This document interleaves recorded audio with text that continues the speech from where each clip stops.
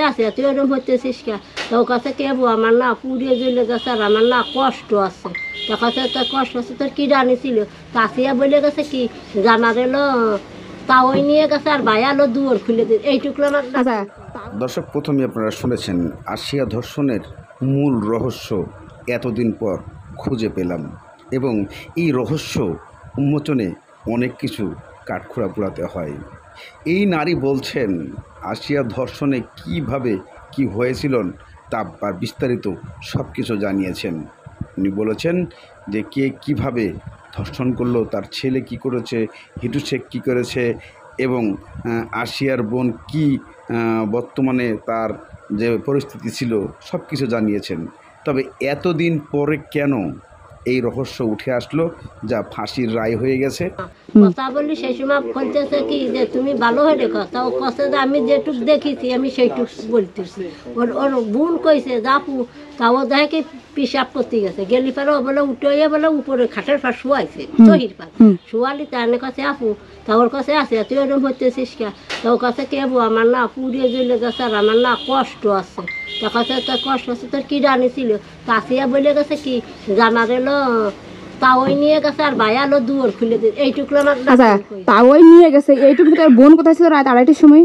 ওই এক জায়গায় শুয়েছিল, ওই বুনির কাছে আর বোনের কাছে শুয়েছিল, থাকলে হলো আর ঘুমাই এলো কি যেন খাওয়া হলো দুধের সাথে কি গোবের বাড়ি খাওয়াইছে, ওই এমন ঘুমাইছে আর মরার মতো হয়ে গেছে মল্লিপাড়া। তারপরে সর্জিফির কাছে কি যে তোমার বাপ না একটু এরম এরম হইতেছে আকির এইটা আসিয়ার কাছে, তা ও আবার যেই কইছে সেই আবার সর্জিফ আবার ওর দৌড়ে 2 ডান আর পিঠি তুলে কিলে মারছে।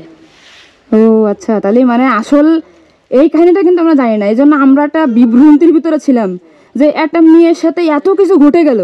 ওর নিয়ে তারপরে আরেকটা কইছে কি যে মা আপু ইডা মা ওইলো বারান্দায় খাড়াইয়ে গামছা নিয়েছিল, তাও এবার নিয়ে যে বাইরে নিয়ে গেছে সেটুকু হামিদা জানে না। জানে না খালি যেটুকু যে শোয়াই থুইতে নিয়ে আসে ওইটুকু হামিদা জানে। তা আপনার আমি যদি নিয়ে যদি চলে যাই, আপনি কি দেখতেছেন যে আমি কোন জায়গায় নিয়ে যাচ্ছি?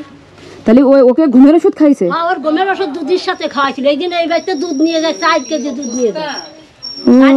আচ্ছা ঘুমের ওষুধ খাইলো হামিদা ওরগুলো মারিয়ে ফেলাইলে জন্য এই ফেলানোর তো মারিয়ে ফেলাবার বুনতে না ঠিক।